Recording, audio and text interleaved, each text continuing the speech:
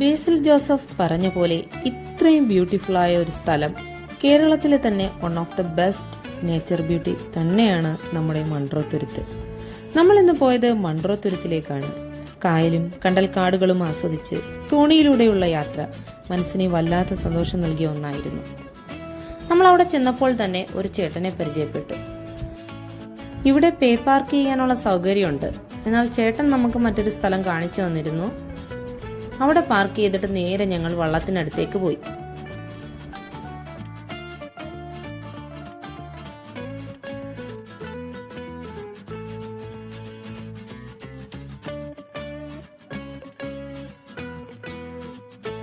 രതീഷ് എന്നാണ് ഈ ചേട്ടന്റെ പേര്. 2 മണിക്കൂർ കായൽ ചുറ്റിക്കറങ്ങി കാണുന്നതിന് 1000 രൂപയാണ് നമ്മൾ കൊടുക്കേണ്ടത്. അങ്ങനെ ഞങ്ങൾ തോണിയിൽ കയറി ലൈഫ് ജാക്കറ്റൊക്കെ ഇട്ടു.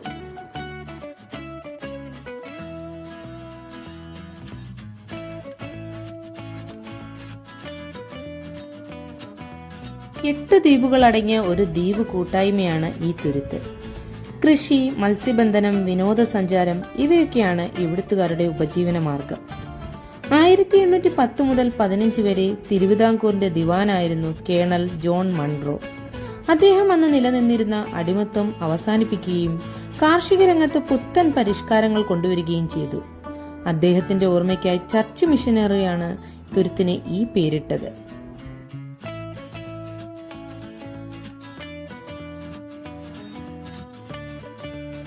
പോകുന്ന വഴിയിലൊക്കെ ചെറുതും വലുതുമായി ധാരാളം മീനുകൾ കാണാമായിരുന്നു. ഇവിടുത്തുകാർ വീട്ടാവശ്യത്തിനുള്ള മീൻ വാങ്ങാറില്ല, ഇവിടുന്ന് തന്നെ പിടിക്കാറുള്ളതെന്നാണ് ആ ചേട്ടൻ പറഞ്ഞത്. പാലങ്ങൾക്കിടയിലൂടെ പോകുമ്പോൾ ഒന്ന് തലകുനിച്ചു കൊടുക്കണം കേട്ടോ. പോകുന്ന വഴികളിൽ വിനോദസഞ്ചാരികളെ കൊണ്ടുപോകാനായി തോണികൾ കിടക്കുന്നത് കാണാം.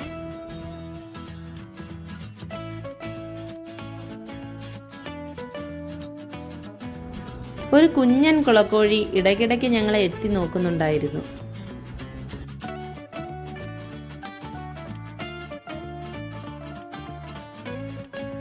രാവിലെ 6 മണി മുതൽ ഉച്ചയ്ക്ക് 12 മണി വരെയും വൈകുന്നേരങ്ങളിൽ 4-നും 7-നും ഇടയ്ക്ക് യാത്ര ചെയ്യുന്നതാണ് നല്ലത്. പോകുന്ന വഴികളിൽ കരിമീനും കൊഞ്ചുമൊക്കെ വളകെട്ടി വളർത്തുന്നത് കാണാമായിരുന്നു.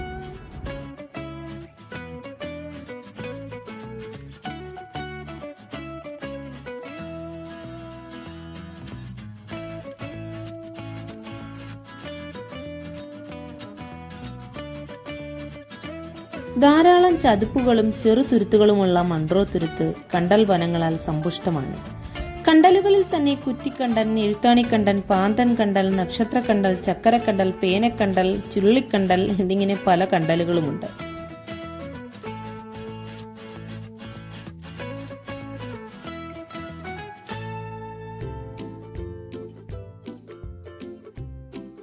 അങ്ങനെ നമ്മൾ കനാലിൽ നിന്നും കായലിലേക്ക് കയറി. ദൂരെ ബോട്ട് പോകുന്നത് കാണാമായിരുന്നു.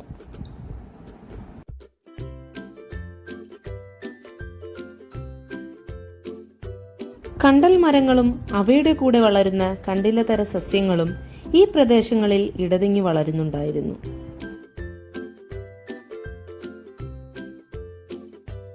കണ്ടൽ ചെടിയുടെ ഇലകൾക്ക് വളരെ സൗന്ദര്യമാർന്ന പച്ച നിറമായിരുന്നു.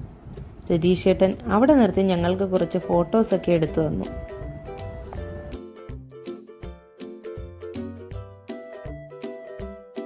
ദൂരെയായി 2 പേർ മീൻ പിടിക്കാൻ പോകുന്നത് കാണാമായിരുന്നു.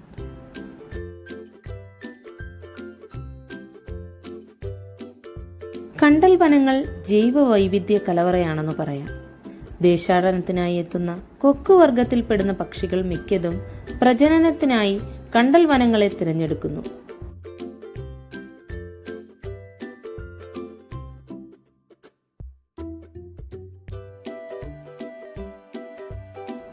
പോകുന്ന വഴിക്ക് ചെമ്മീൻ കെട്ടും നമുക്ക് കാണാമായിരുന്നു.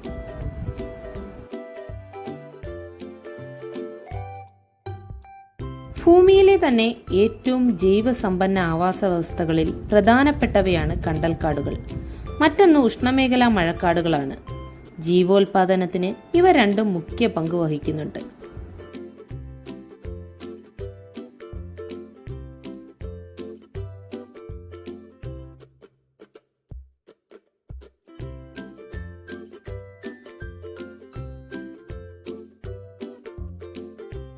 പോകുന്ന വഴിയിൽ 2 ചേട്ടന്മാർ വല വീശി മീൻ പിടിക്കുന്നുണ്ടായിരുന്നു. അങ്ങനെ ഞങ്ങളുടെ തോണി പതുക്കെ അവരെ വലയിൽ തട്ടാതെ മാറ്റിക്കൊടുത്താണ് പോയിക്കൊണ്ടിരുന്നത്.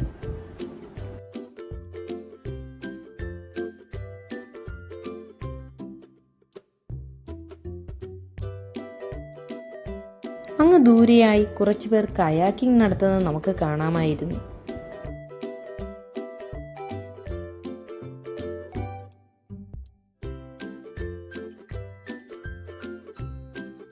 സാമ്പ്രാണിക്കൊടിയിലെ പോലെ തന്നെ ഇവിടെയും നമുക്ക് കായലിന് നടുവിലിറങ്ങി കുറച്ച് കളിക്കാനുള്ള സ്ഥലമുണ്ടായിരുന്നു.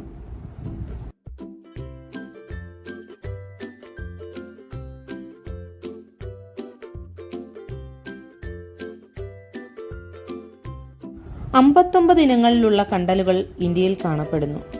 കേരളത്തിൽ 18ഓളം വിവിധ ഇനങ്ങളുണ്ട്.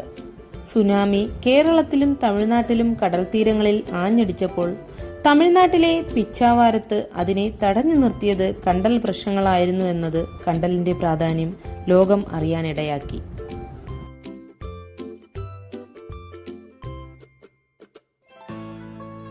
കുട്ടികളുടെ കളിയൊക്കെ കഴിഞ്ഞ് അവിടെ നിന്ന് പുറപ്പെട്ടപ്പോൾ എതിരെ മറ്റൊരു ചേട്ടൻ ഫോറിനേഴ്സിനെയും കൊണ്ടുവരുന്നുണ്ടായിരുന്നു. അവർക്കൊരു ഹായ് ഒക്കെ പറഞ്ഞ് ഞങ്ങൾ യാത്ര തുടർന്നു.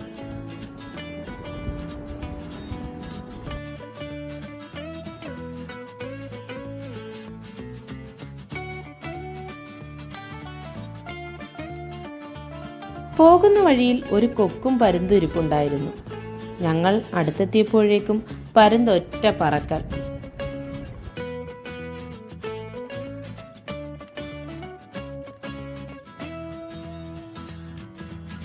കണ്ടൽ ചെടിയുടെ സൗന്ദര്യം പറഞ്ഞറിയിക്കുന്നതിലും അപ്പുറമായിരുന്നു.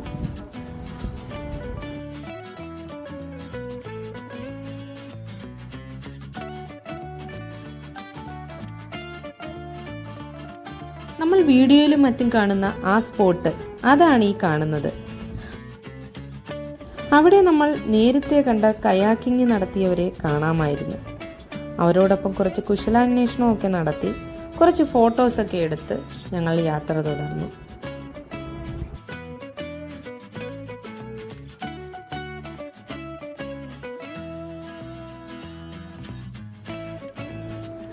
സുനാമി പോലെയുള്ള കടൽക്ഷോഭങ്ങളിൽ നിന്നും കടൽ തീരത്തെ രക്ഷിക്കുവാൻ കണ്ടൽ ചെടികളും കുറ്റിച്ചെടികളും വച്ചുപിടിപ്പിക്കുന്ന കേരള വനം വകുപ്പിന്റെ പദ്ധതിയാണ് ഹരിതതീരം.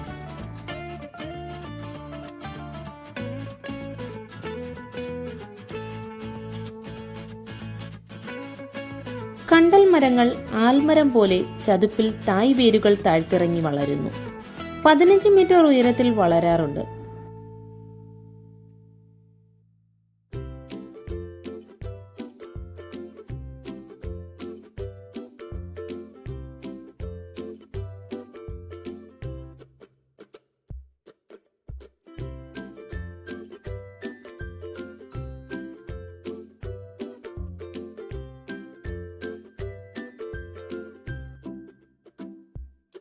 വേരുകൾ കുട പോലെ വളർന്ന് പന്തലിച്ചു നിൽക്കുന്നു. പച്ച നിറത്തിലുള്ള ഇലകൾ ഇടതൂർന്നു വളർന്ന ഇലച്ചാർത്തുപോലെയാണ് നിൽക്കുന്നത്.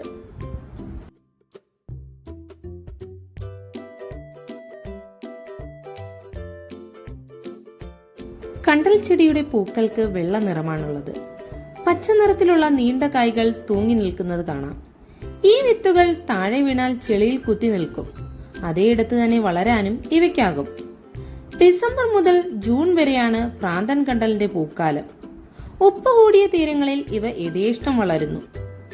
പ്രതികൂല സാഹചര്യങ്ങളെ തരണം ചെയ്യാനും വേലിയേറ്റവും വേലിയിറക്കവും നടക്കുന്ന സമയത്തുണ്ടാകുന്ന ജലനിരപ്പിലെ വ്യത്യാസങ്ങൾ ഉൾക്കൊണ്ട് വളരാനും ഇവയ്ക്ക് കഴിവുണ്ട്. പോകുന്ന വഴിയിൽ കുട്ടവഞ്ചി സർവീസ് ഉണ്ടായിരുന്നു. അവിടെ ഒരു ചേട്ടൻ കക്ക വാരുന്നത് നമുക്ക് കാണാമായിരുന്നു.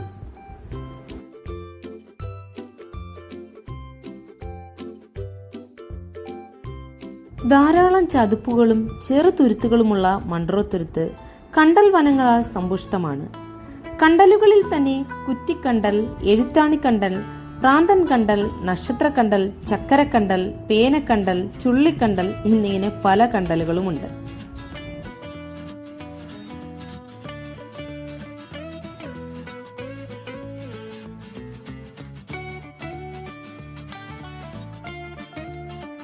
ചെറുതും വലുതുമായ തോടുകളിലൂടെയും കനാലുകളിലൂടെയും പാലങ്ങൾക്കിടയിലൂടെ പ്രകൃതി ഭംഗിയും മീൻപിടുത്തവും കക്കാവാരലും ഒക്കെ ആസ്വദിച്ചുള്ള യാത്ര വളരെ സുന്ദരമായിരുന്നു.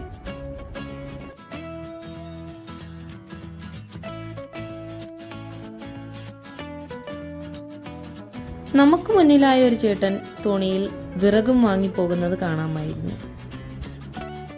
ഉഷ്ണമേഖലാ കാടുകൾ ആഗിരണം ചെയ്യുന്ന കാർബണിനേക്കാൾ 50 ഇരട്ടി കാർബൺ വലിച്ചെടുക്കാനുള്ള ശേഷി കണ്ടൽ കാടുകൾക്കുണ്ട്. അതുവഴി അന്തരീക്ഷ മലിനീകരണം ഒരു പരിധിവരെ കുറയ്ക്കാൻ ഇവ സഹായിക്കുന്നു. വ്യത്യസ്ത ഇനം മത്സ്യങ്ങൾ അടക്കമുള്ള ജലജീവികൾക്ക് സുരക്ഷിതമായി പ്രജനനം നടത്താനും പക്ഷികൾക്ക് കൂടുകൂട്ടാനും ഈ പ്രദേശം വളരെ നല്ലതാണ്. വളരെ മനോഹരമായ ഒരു യാത്രയൊക്കെ ആസ്വദിച്ച് രതീഷ് ചേട്ടനോട് യാത്രയൊക്കെ പറഞ്ഞ് ഞങ്ങൾ തിരിച്ചു.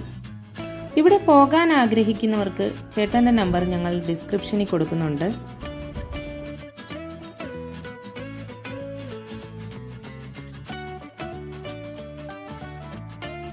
യാത്ര കഴിഞ്ഞപ്പോൾ 12 മണി ആയതുകൊണ്ട് തന്നെ തൊട്ടടുത്ത ഒരു റെസ്റ്റോറന്റിൽ കയറി. വളരെയധികം രുചിയുള്ള ഭക്ഷണമായിരുന്നു അവിടെ.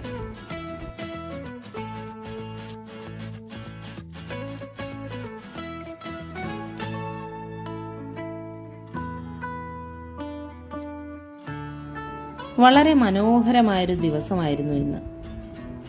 മറ്റൊരു വീഡിയോയിൽ കാണും വരെ ബൈ.